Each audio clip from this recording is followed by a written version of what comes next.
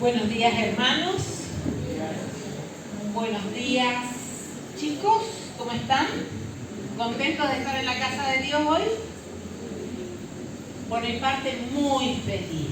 La verdad que empecé a vivir de nuevo hace 3 o 4 semanas cuando empezamos a salir a las iglesias, ¿no? Ha sido un año muy duro en lo personal. Habíamos llegado al Amigón los primeros días de marzo y bueno, y esta semana se cumplió un año, ¿no es cierto?, de lo que fue un aislamiento y una cuarentena súper estricta que nos mantuvo en casa, principalmente, bueno, de todo lo que fue Gran Buenos Aires y capital, fue un lugar donde esto es muy, muy duro, ¿no? Salíamos a la vereda con nuestro celular, con el permiso para ir a hacer las compras, o sea, a ese punto, ¿no? Y volver a la iglesia, bueno, uno empezó a vivir de otra manera, ¿no? Y sobre todo para los que son de mi generación, que hay algunos por ahí, estamos entre los 50, o sea, agarrándonos de los 50, arañando los 60 y poquito más. Todo lo que es redes y eso tal vez las aprendimos a utilizar de alguna manera, pero en realidad no nos satisface, ¿no es cierto?, como el contacto personal, visual, ¿no es cierto?, la palmadita. Así que bueno, muy feliz de estar aquí. Hoy es un sábado donde la iglesia en Sudamérica quiere recordar, poner énfasis, ¿no es cierto?, invitarnos a ser una iglesia receptiva. Tengo bajo mi responsabilidad el Ministerio de la Mujer y el Ministerio de Familia en este campo. Cuando me toca ir a predicar a algún lado, digo, bueno, ¿qué camiseta me pongo, no? Pero hoy es un púlpito reservado para el Ministerio de la Mujer en toda la división sudamericana, con el énfasis por ahí en recepción, porque necesitamos ser una iglesia más receptiva. Pero más receptiva, olvidémonos de esta palabra que por ahí nos ubica a los hermanos ahí, a la entrada de la iglesia, ¿no es cierto?, saludando, en este momento viendo que todos traigamos el barbijo, tomando la temperatura, sanitizándonos, la alfombrita. O sea, recepción es mucho más que eso, excede a eso, ¿no? Recuerdo una iglesia importante en el último campo que trabajamos, en La Mano. Mi esposo había llegado ahí como pastor presidente de ese campo. Y bueno, la iglesia principal de la misión está ahí en Tucumán. Y yo doy nombre y apellido, como quien dice, porque ellos saben, y ya he charlado con ellos, y digo, y no es un problema de Tucumán, ¿no? Pero me acuerdo que a los 15 días llego a la iglesia, entré como Juancho por su casa, dicen en mi provincia, yo soy correntina. Entré, había una recepción, pero nadie me preguntó quién era ni de dónde venía, ¿no? Así que entré, me senté, había ido con mi hija pasó para las divisiones de jóvenes, y en el intermedio de escuela sabática y sermón, cuando veo que mi hija viene, le hago seña y buscamos una ubicación delante del banco que estaba. Había un matrimonio en la punta, un banco largo como para 6, 7 personas, y entonces con mi hija vamos a sentarnos al lado del pasillo, ¿no? Y no alcanzamos a apoyar las piernas en el banco cuando de ahí la mujer dice, no, está reservado. Bueno, me levanto, me siento del otro lado, en un asiento un poquito más atrás, y miren, si ya estuvo como duro está reservado. ¿Cuándo fue el impacto, no? En que terminó la predicación, nadie se sentó en estos 4 o 5 lugares libres que hay. Si esa hubiese primera, segunda, tercera, cuarta, quinta vez que yo estaba asistiendo a la iglesia, créanme, hermanos, que en mi personalidad yo no vuelvo. A menos que el Espíritu Santo haga un trabajo a fondo, ¿no es cierto?, para impactarme con otras necesidades. Pero bueno, soy cuarta generación de adventistas y la verdad que voy a la iglesia, sé por qué voy. No necesito que alguien me reciba, me encanta que me reciban, ¿no? Me encanta ver a la gente, me encanta, antes me encantaba abrazar, ahora bueno, me tengo que guardar el abrazo, ¿no? Pero hay muchos detalles, ¿no es cierto?, que se dan en este lugar, más allá de la entrada de la iglesia, donde por ahí, o sea, o por timidez, o por inseguridad, o a veces por estar muy metidos o centrados en nosotros mismos, no estamos atentos a quién está llegando a la iglesia, ¿no es cierto?, y qué está necesitando. Lo mínimo que necesita es una sonrisa, un gesto, como decir todo bien, o sea, compartir la Biblia, el folleto, ¿no es cierto?, preguntar de dónde viene. Pero esto tiene que exceder, ¿no es cierto?, a lo que puede hacer un ministerio de recepción en la puerta. Todos somos llamados a ser receptivos. Ustedes a la salida van a recibir un folletito y también van a recibir un señalador, que tiene que ver, en este señalador no se ve, pero aquí sí se ve, con 4A que trabajamos en ministerio de recepción, que es amar, atender, acompañar, abrazar. Y esto que tenemos para ministerio de recepción, que es un barbijo, ¿no?, dice, cambia la forma, pero la esencia es la misma, ¿no? Amar. O sea, hoy tenemos que cambiar nuestras formas de ser receptivos, de ser amigables, ¿no es cierto?, pero que quien llega a la iglesia, o sea, sepa que es un lugar de personas amistosas, ¿no? Y no necesariamente estamos hablando de los amigos que nos visitan. O sea, tenemos que ser amistosos con nuestros hermanos de iglesia, con nuestros chicos de iglesia, ¿no? La recepción es muy importante como primera impresión para saber si es un lugar donde me va a gustar estar o no. Pero si somos una iglesia receptiva que cuida porque ama a las personas, vamos a estar cuidando también la puerta de atrás, ¿no?, por la que muchos de nosotros se han ido, ¿no? Hay unos números que son durísimos. Dicen los números que si los hijos de los adventistas hubiesen quedado en la iglesia, hoy seríamos 3 veces la población de adventistas en el mundo. Es una barbaridad, hermano. Somos un tercio. Y yo digo, no me gustan los números, pero ¿saben qué? En ese número está mi hermana, pueden estar mis sobrinos, pueden estar mis hijos, puede estar un tío, un primo, un amigo, un amiguito que hizo conmigo la escuela sabática, que fuimos al club juntos, que tal vez se bautizó en la misma ceremonia bautismal que yo, y que hoy no está en la iglesia. Y cuando yo pienso en ellos, o sea, tiene nombre, tiene rostro, y siento algo acá, ¿no? Y qué bueno que el énfasis del año pasado, que fue se vio bastante trabado, ¿no es cierto?, por la situación de la pandemia. Qué bueno que el énfasis del año pasado y de este año sea buscar esos que se fueron. Entonces, en su tarjetita Orar para Salvar, ¿no?, yo tengo acá los nombres de personas de mi entorno, ¿no?, con los que estoy orando y los que estoy trabajando, ¿no? Ya los estoy invitando a mi casa, a una comidita, ¿no?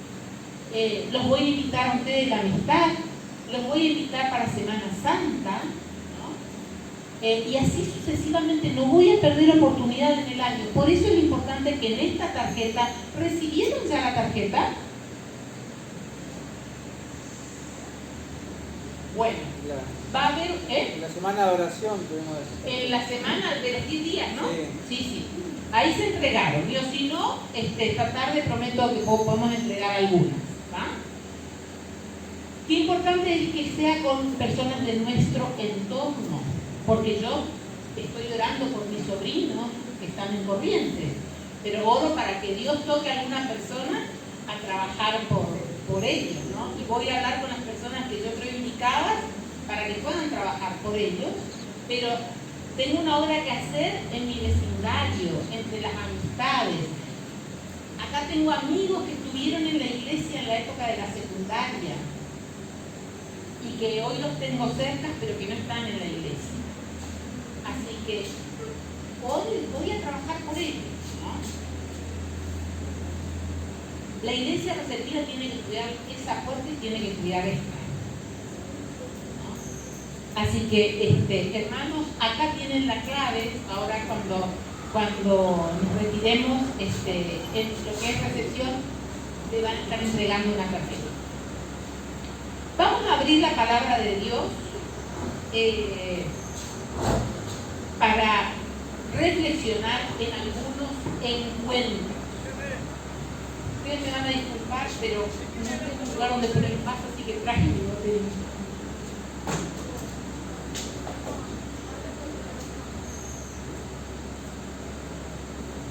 Como todas las mañanas, un hombre de edad avanzada caminaba con pasos seguros, porque él sabía dónde estaba dirigiéndose, hasta el atrio del templo.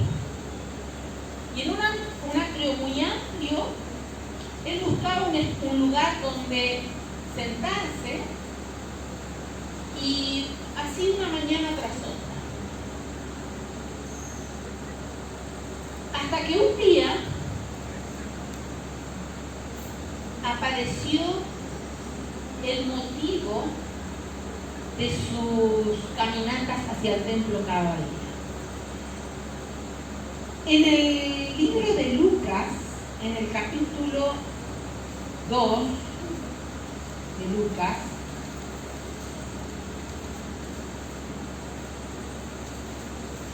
encontramos una historia muy conocida, una historia que la conozco desde que era chiquita, ¿no? Y nos contaban todo lo que tenía que ver con el nacimiento y la niñez de Jesús, pero que hace unos años tomó una importancia mayor en mi vida, ¿no?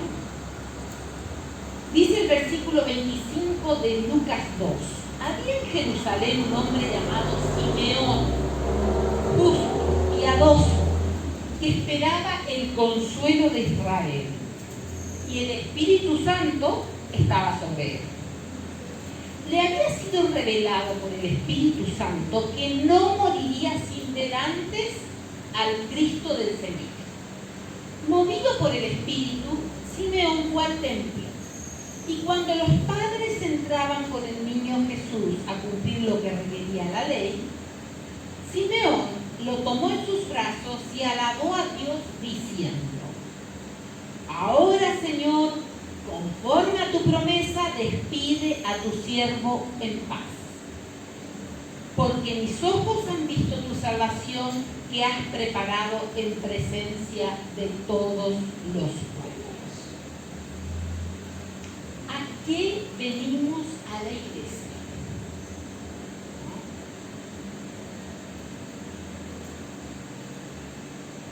Ojalá que el motivo de venir a la iglesia sea tener un momento de encuentro, ¿no es cierto?, especial y de adoración a nuestro Dios. Simeón iba al templo.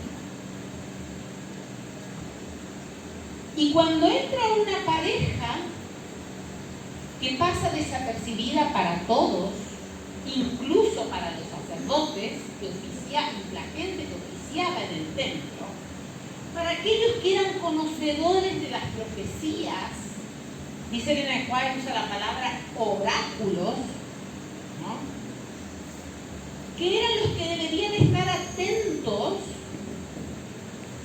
les pasó por alto la entrada de esta pareja con un bebé que, según la costumbre, a los 40 días, ¿no es cierto?, tenía que ser presentado. Y ahí tenemos a Simeón, que toma en sus brazos a este bebé y dice: Señor, ya está. Despide ahora a tu siervo en paz. O sea, en otras palabras, Simeón invocaba a Dios y decía: Señor, ya está, ya puedo morir, porque mis ojos han visto tu salvación. Es que Simeón tuvo la oportunidad de reconocer y tener en sus brazos aquel que iba a ganar todas las luchas en las que tal vez él había fracasado y que incluso iba a salir victorioso sobre la muerte, y que era el que a través de quien podía alcanzar, ¿no es cierto?, otra vida mucho más allá de esta.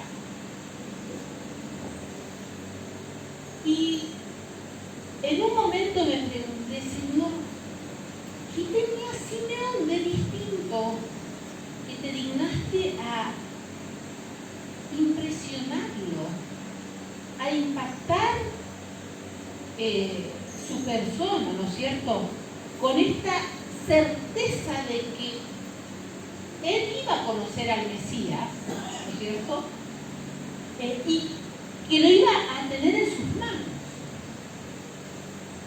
Y lo único que se me ocurre es: ¿está tanto el anhelo de Simeón de conocer a quien representaba la salvación, la luz de todos los pueblos, ¿no es cierto?, el consuelo de Israel, que Dios tuvo esa deferencia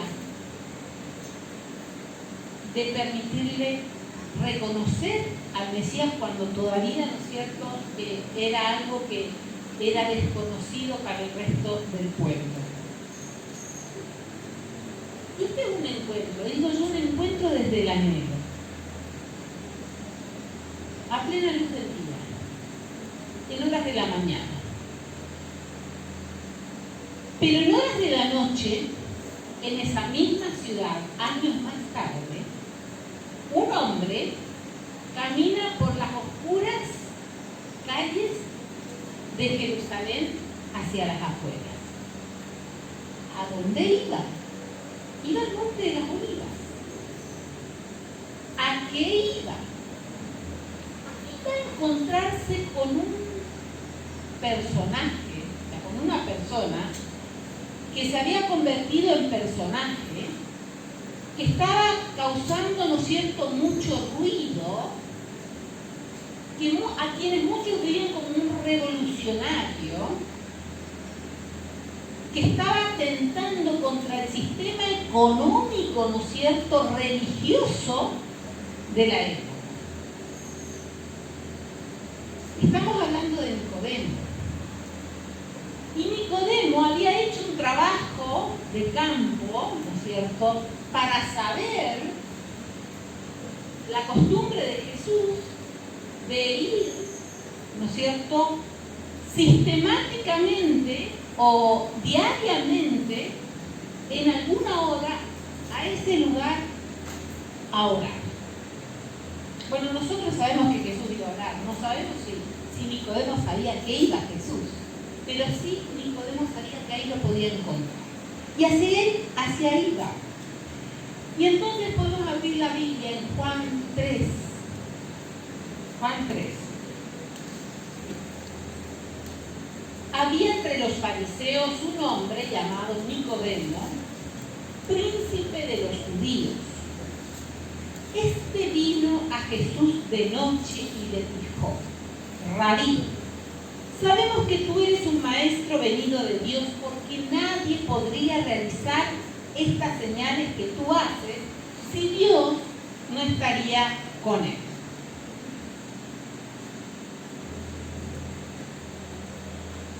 Es interesante cuando uno lee los evangelios, los encuentros de Jesús, si uno le presta un poquito de atención, te vas a dar cuenta o vas a encontrar que muchas veces alguien pregunta directamente algo a Jesús y Jesús pareciera que se va ¿no? De tema, otras veces lo que hace es como devuelve, en términos nuestros, coloquiales, ¿no es cierto?, la pelotita al terreno del otro, ¿no? Y es que Jesús, como maestro, Micheli mencionó por ahí que era psicóloga, yo digo que es un gran psicólogo, ¿no? Conoce tanto a las personas, conoce tanto nuestro corazón, conoce tanto nuestra mente, que sabe que las verdades es como que se tienen que elaborar desde acá. Que no sirve que te diga, mira, tienes que hacer esto, aquello, lo otro, ¿no? A veces leo libros muy buenos que dicen, tenés que hacer esto, aquello, lo otro, pero si no me dicen cómo lo tengo que hacer, ¿no es cierto? O si yo no descubro cómo hacerlo, no lo voy a lograr. Los pacientes llegan al consultorio y nosotros decimos que los pacientes saben lo que tienen que hacer, tienen la verdad, ¿no? Y que si yo les digo lo que tienen que hacer, o sea, es lo mismo. Entonces uno trabaja para que la persona elabore, o sea, desde adentro surja, ¿no? Una cuestión de cómo hacer lo que hay que hacer. Y en los diálogos de Jesús muchas veces aparece esto, no hay una respuesta contundente a veces a las preguntas que la gente le hacía. Y en el versículo 3 Jesús le dice, te aseguro, el que no nace de nuevo no puede ver el reino de Dios. Nicodemo le preguntó, ¿cómo puede un hombre nacer siendo viejo? Y la pregunta de Nicodemo es como un poco, ¿no es cierto?, punzante. Porque entre el pueblo de Israel, ellos llamaban bebés. Acuérdense Pablo hablando de dejen ya la leche, ¿no? De bebés espirituales a los que por ahí aceptaban, ¿no? La religión del pueblo hebreo. ¿Puede entrar otra vez en el seno de su madre y nacer? Respondió Jesús, te aseguro, el que no nace de agua y del Espíritu no puede entrar en el reino de Dios. Lo que nace de carne, carne es. Lo que nace del Espíritu es Espíritu. Y en realidad, Elena de White, en el libro que es mi preferido de los de Elena de White, y deseado de toda la gente, ella habla, ¿no?, del encuentro de Simeón con Jesús, ¿no?, con Jesús bebé, diciendo que las cosas, ¿por qué discernió Simeón? Porque las cosas espirituales se disciernen espiritualmente, ¿no? Nosotros a veces estamos queriendo, ¿no es cierto?, escuchar y ver a Dios, ¿no? Y de repente nosotros no tenemos ojos espirituales, ¿no? Así que nuestra primera oración tiene que ser que el Espíritu Santo, ¿no es cierto?, nos transforme para poder captar la magnitud de lo que Dios puede hacer por nosotros. Versículo 7. No te asombre que te haya dicho, es necesario nacer de nuevo. Y acá Jesús usa con Nicodemo una figura magistral,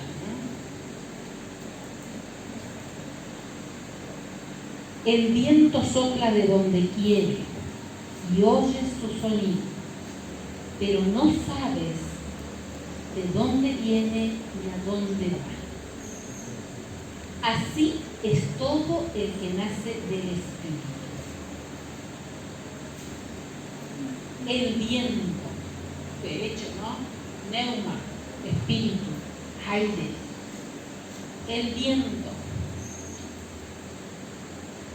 Que ahora por imágenes satelitales por ahí podemos ver un poco, ¿no es cierto?, dónde se están formando los vientos, pero si yo salgo acá, bueno, puedo cerrar los árboles, sé de qué lado está soplando una brisa, ¿no? Pero mucho más que eso, ¿no?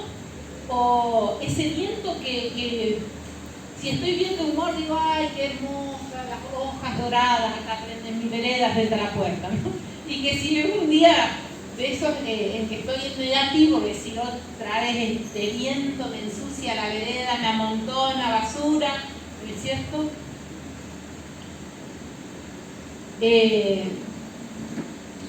Estábamos en la casa de mis padres hace unos años atrás, creo que había ido sola con mis hijos unos días, unos cuantos años, ¿no? Unos 10 años aproximadamente. Y mis padres vivían, porque mi mamá falleció el año pasado en plena pandemia. No veo a mi papá desde antes de que mi mamá falleciera, ¿no? Estoy esperando que el Corrientes levante el aislamiento para poder ir. Mis padres vivían en una zona rural, un pueblito rural, y el campo queda a unos 20 kilómetros. Y el sábado de tarde, no hay iglesia en ese lugar, así que el sábado de tarde mis papás dicen, quieren ir al campo, así que para los chicos todo un hermoso paseo ir al campo, que subimos a la camioneta, iba con nosotros un señor que trabajaba con mi papá, pero que más amigo que trabajador por ahí, así que ese sábado había venido, pero vamos al campo. Y cuando salimos, le digo a Orlandito, a este señor, Orlandito, le digo, va a llover, porque se veía como algo, ¿no? Mira el cielo, conocedor, ¿no es cierto?, de las señales, dice, mira, dice, en 20 minutos para cuando estemos llegando a la casa, dice, un tormentón. ¿Sí sabes? Bueno, Orlandito, o sea, como que era muy preciso, ¿no? 20 minutos, llegando a la casa en el campo, bajándonos rápido porque empezaba a llover, alcanzamos a entrar, sopló un vientito que desprendió un paraíso joven de raíz, joven de buen tronco, ¿no? De raíz, y lo acostó sobre una galera. Ese es el poder del viento. Increíble. O el viento que si es en contra gastas más combustible, si es de cola, ¡oh, qué lindo!, gastamos un poco menos, ¿no? Y Jesús usa el viento, la figura del viento, para que Nicodemo entienda que hay que recibirlo, que no sabemos bien cómo es que trabaja, de dónde viene, pero que sí tiene un trabajo para hacer. Y hermanos, no sé la experiencia de ustedes, pero estuve años con un enojo y un rencor, por no decir muchos enojos y muchos rencores, porque era grande el enojo y el rencor, hacia alguien. Y la verdad es que cada tanto me sentía muy mal con eso. Y un sábado, me acuerdo que de esos de vacaciones en Corrientes, en la iglesia, en los momentos de oración, cuando todo el mundo pasa por esos pedidos, yo me quedé en el banco, pero digo, Señor, que hoy el mensaje sea para mí. Porque acostumbrarnos que nosotros salimos, viajamos, predicamos por ahí, qué bueno que alguien nos predique a nosotros, ¿no? Señor, que el mensaje sea para mí. ¿Qué piensan? Un pastor jubilado predicó sobre el perdón. Así que cuando llegué a mi casa, a la casa de mis padres, me arrodillé y digo, Señor, tú sabes que estoy enojada, que tengo rencores. Yo no puedo perdonar. Y Señor, es más, no quiero perdonar. Porque si ustedes me preguntan, yo hasta hoy creo que tengo la razón. ¿Por qué me enojé? No quiero perdonar. Así que yo sé que tengo que perdonar, pero como no puedo, vas a tener que hacer vos el trabajo. Y Señor, lo dejo en tus manos. Y yo soy de la idea de que no voy a orar muchas veces por la misma cosa. Yo oro y entrego. ¿Saben qué, hermanos? A las 2 semanas de eso, ya no sabía lo que era el enojo, lo que era el rencor.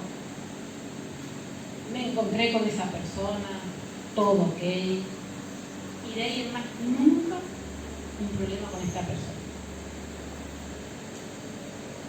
Así trabaja el Espíritu Santo.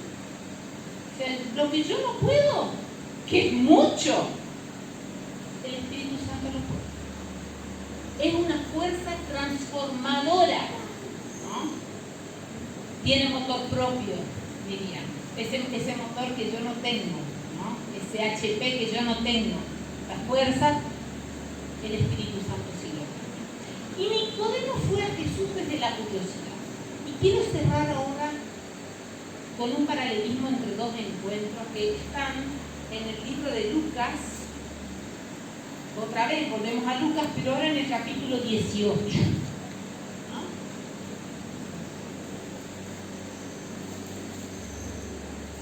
Capítulo 18 de Lucas, el versículo 18. Acá también otra persona, ¿no es cierto?, importante pareciera. Dice, cierto gobernante preguntó a Jesús, Maestro bueno, ¿qué haré para heredar la vida eterna? Jesús respondió, ¿por qué me llamas bueno? ¿Ah? Ninguno es bueno sino solo Dios. Ya conoces los mandamientos. No cometerás adulterio, no matarás, no hurtarás, no dirás falso testimonio. Honra a tu padre y a tu madre. Y este era el momento maravilla de este joven, ¿no? Todo esto lo he guardado desde mi juventud. Y tal vez este joven estaba esperando que Jesús lo palmee en el hombro y diga, ¡qué bien! Esto es lo que necesitamos para que el mensaje avance, para que los tiempos se cumplan, para que el reino de Dios sea en esta tierra. ¡Qué bien! Pero, acto seguido, en el versículo 22, Jesús le responde, aún te falta una cosa, vende todo lo que tienes y dar a los pobres y tendrás tesoro en el cielo, luego ven y sigue. A ver, gente, ¿a quién de ustedes cuando aceptaron a Jesús, Jesús les dijo, deshacete de tus posesiones?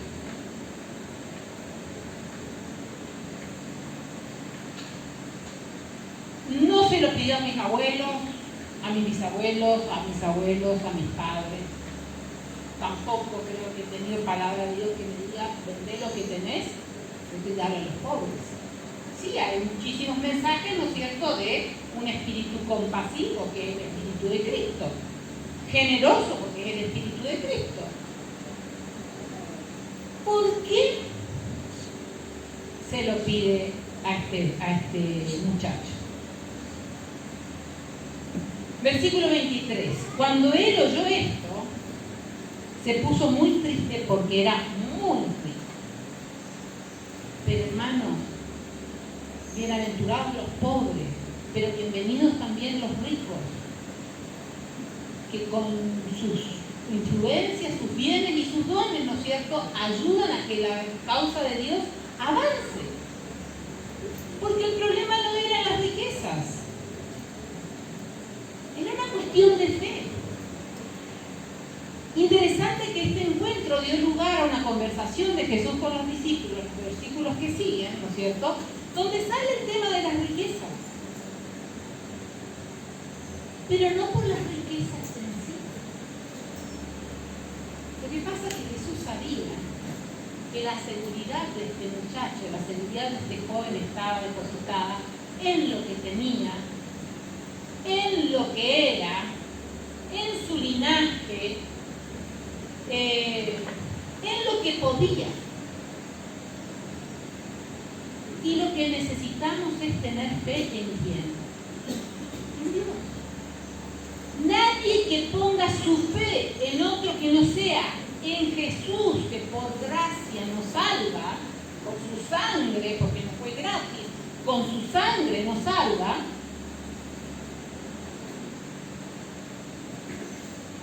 si no tenemos fe en Jesús, nada, con riqueza, sin riqueza, pobres, paupérrimos, millonarios, todos corremos el riesgo de perdernos. ¿Dónde está nuestra fe? Entonces yo digo, este joven fue a Jesús desde la suficiencia propia. Yo soy, yo puedo, yo tengo. Y en el capítulo 19 está la última historia, que también la conozco desde que era así de chiquitita. Acá tenemos una niñita en la primera hilera de la iglesia. ¿Cómo se llama esta niñita? Yael. Hola, Yael. ¿Vos sabés cuál era el hombre chiquitito que quiso ver a Jesús y se trepó a un árbol? Sí, seguro, pero no está preparada para que yo le pregunte. ¡Saqueo! ¡Saqueo! Cuando era niñita yo pensaba que Saqueo era un enano, ¿no? En mi pueblo había varios enanos, decíamos, en esa época, y tiene un nombre medio difícil, ¿no es cierto?, la característica de esas personas, pero había, ¿no? Y yo me lo imaginaba Saqueo así de chiquitito, porque acá Saqueo era un hombre chiquitito, chiquitito, así, ¿no?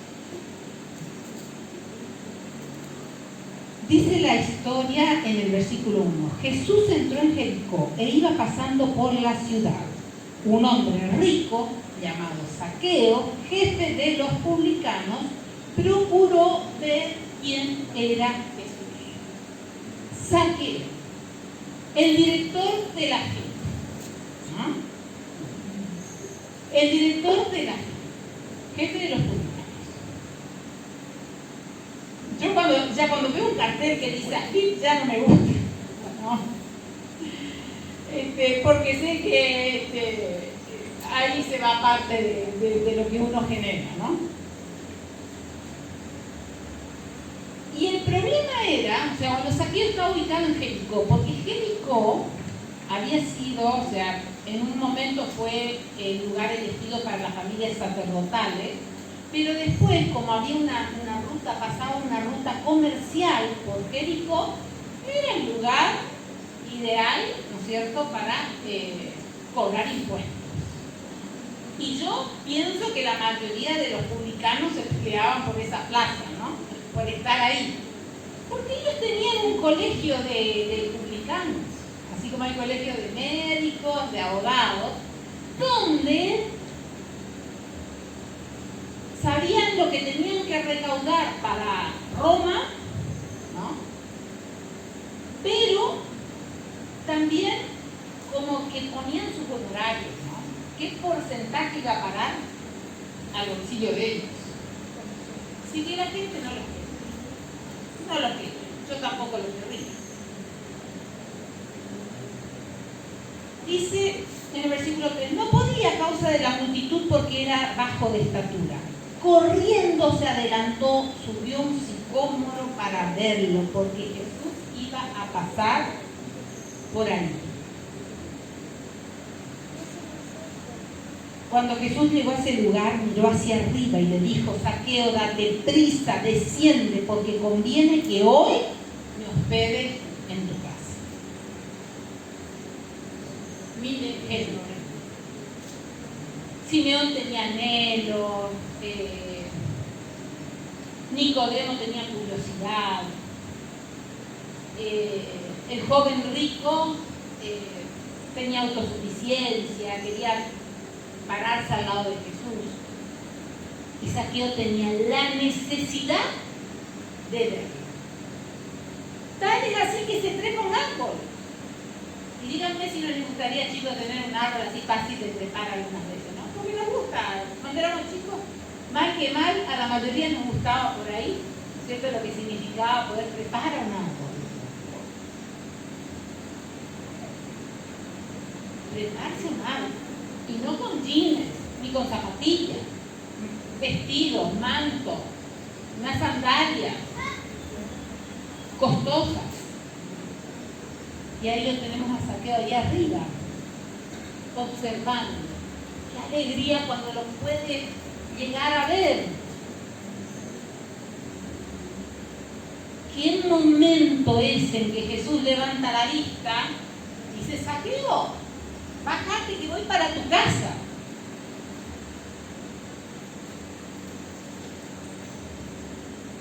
Déjalo.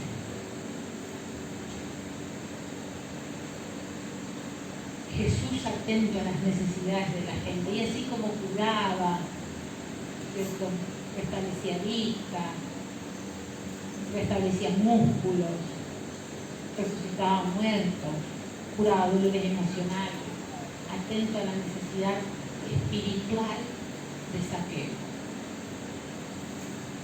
No sé cómo Simeón volvió a su casa después de tener en sus brazos al niñito Jesús. Sabemos que era un hombre mayor, pero supongo que habrá ido contándole a todo el mundo su experiencia. Pero no tengo dudas, porque si Zaqueo pudo trepar, no tengo dudas que Zaqueo pudo correr, ¿no es cierto?, hasta su casa para preparar todo para recibir a Jesús. Dice Elena de White en el capítulo Zaqueo que Zaqueo había escuchado a Juan el Bautista predicando orillas del Jordán, y que seguramente impresionado también Juan el Bautista por el Espíritu Santo, ¿no es cierto? Digo: y ustedes, cobradores de impuestos, dejen de robarle a la gente, va. Y desde ese momento Zaqueo empezó a reparar, ¿no es cierto?, y a volver de sus malos caminos, ¿no? Y da testimonio en esa comida con Jesús. Cuando puesto de pie en el versículo 8 se nos dice: Señor, la mitad de mis bienes voy a dar a los pobres, y si en algo defraudé a alguien, lo devolveré 4 veces más. Y Jesús contesta: hoy ha venido la salvación a esta casa.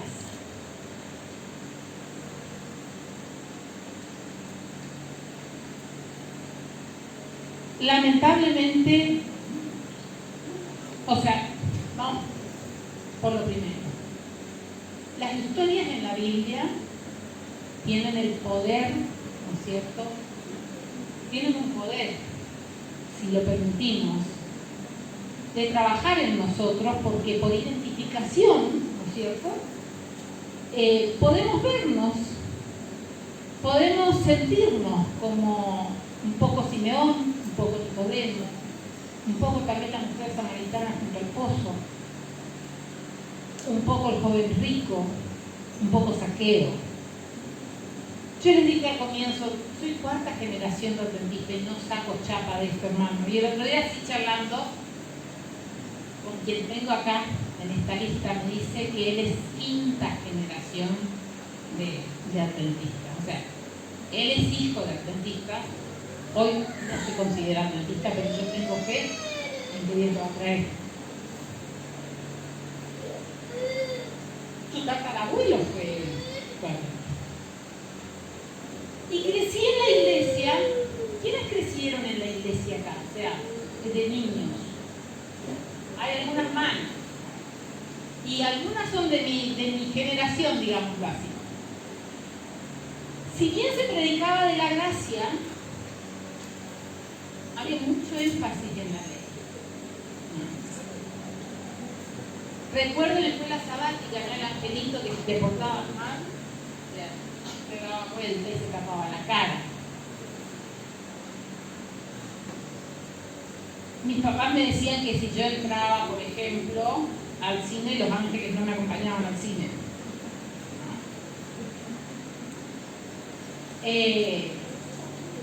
La ley marcada a fuego. Yo casi que podría hablar como el joven rico.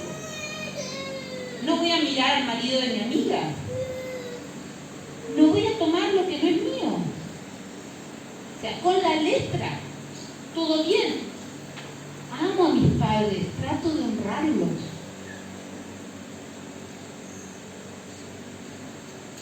No envidio. con la letra. Pero ¿saben qué? Voy conduciendo. ¿Qué puedo? Y en la primera curva derrapo. Y cuando derrapo, ustedes saben lo que es derrapar, ¿no? Perder el control y puede ser tremendo. Las consecuencias pueden ser tremendas. Pueden ser tremendas si vas sobre un vehículo, puede ser tremenda en tu vida espiritual. Porque gracias a Dios y gracias a su Espíritu, vuelvo y vuelvo y necesito volver.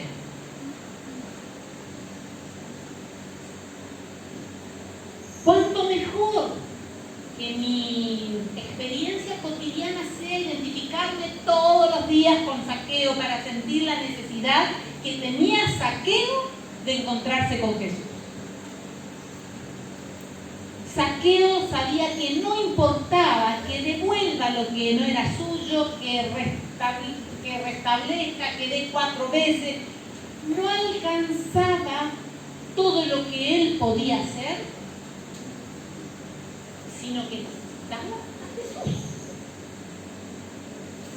Insuficiencia. Y cuando pienso en la historia de Zaqueo, digo, el árbol, me atrapa la figura del árbol, ¿no? Zaqueo estuvo dispuesto a subir a un árbol para ver a Jesús. ¿Cuál es el árbol que yo tengo que subir para ver a Jesús? ¿Cuán alto es? ¿Cuán fácil o complicado es subir a ese árbol para ver a Jesús? ¿Qué cosas tengo que hacer para poder subir al árbol para ver a Jesús? ¿Qué cosas tengo que dejar de hacer para poder subir al árbol y ver a Jesús? Y qué bueno, ¿no? Que cuando yo subo al árbol, ayuda que otros suban conmigo, ¿no? Y si es familia, esposo, esposa, chicos, ¿no? Que cada día tengamos nuestro momento de subir al árbol. Y que si tuviésemos tiempo nos quedaríamos ahí en el árbol, viendo a Jesús. Pero podemos bajar del árbol. Jesús va a seguir con nosotros. Y de la experiencia de Nicodemo, que quedó inconclusa. Con esto cierro. Pero encontraron que saqué el marcador cuando saqué la tarjeta. ¿Está? Leo porque realmente es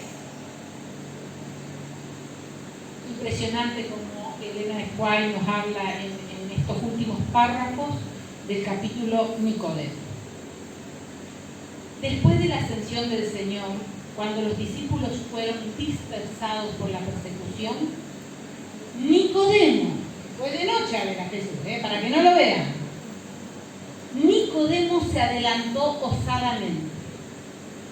Dedicó sus riquezas a sostener la tierna iglesia que los judíos esperaban ver desaparecer con la muerte de Cristo.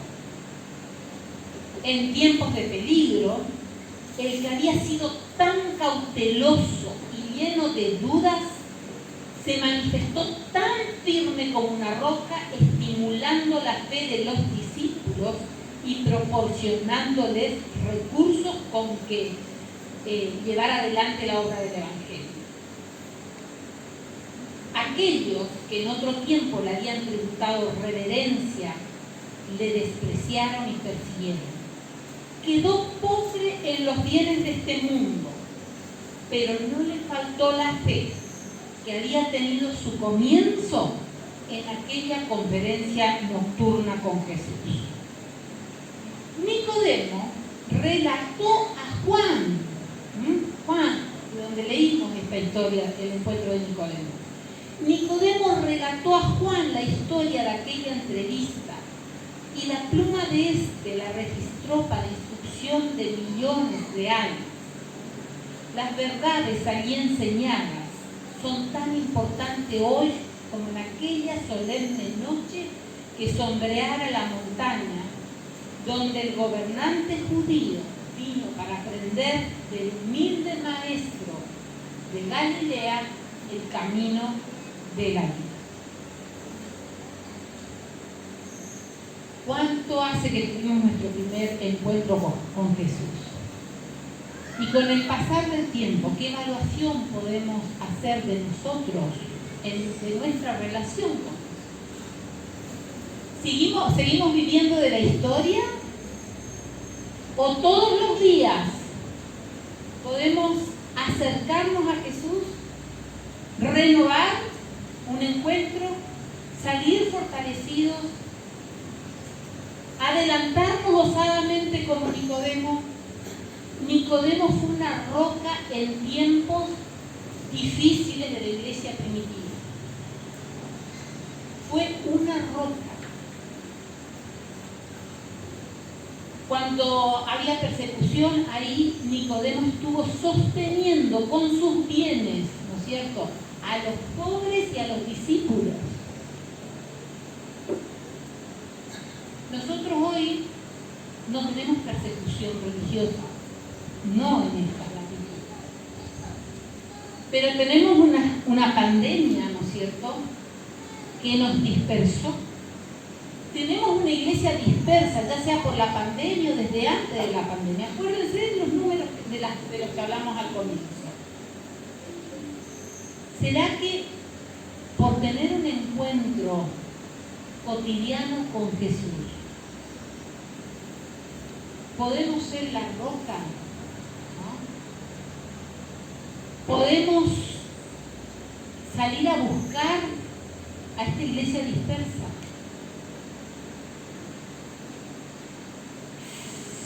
Siempre me encontré con la dificultad de por quién trabajo, ¿no? Porque siempre estoy en un lugar nuevo, en un barrio nuevo, en una casa nueva, con los vecinos, o sea, mínimamente nos conocemos. Yo veo en el plan de la iglesia del año pasado y para este año, con el énfasis puesto en los que no están, que estuvieron pero que no están, la gran oportunidad que Dios nos da. Porque tal vez nos cueste acercarnos a otro, a un desconocido o a un poco conocido.